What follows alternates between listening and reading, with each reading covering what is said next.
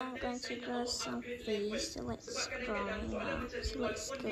Boleh jadi dia saja nak mainkan perasaan awak tau dengan jenis-jenis soalan macam ni.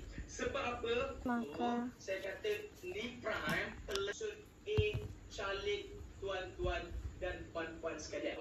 Kalau ini adalah A, selain daripada A apa? Selain daripada nombor gedung, ini adalah A 2, 4, 6 silang dengan B. Bro, A bersilang dengan B. Nombor 2, maka inilah jawapan kita 2.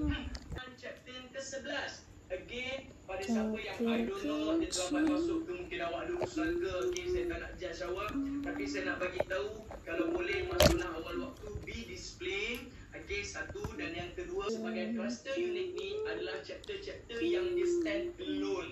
Contoh macam form 1 chapter yang ke-11 ni, ini pengenalan set. Saya sengaja tambahkan sedikit details ataupun sedikit penambahan yang awak belajar waktu form 1 tu bentuknya macam ni dik. Ini bentuk U, ini bentuk M, ini bentuk C. C ni apa? C ni dan I adalah anak. Anak. What is anak? Tuan-tuan dan puan-puan sekalian, saya ambil satu contoh mudah untuk awak faham apa maksud ni. Bro, please tell me di dalam perut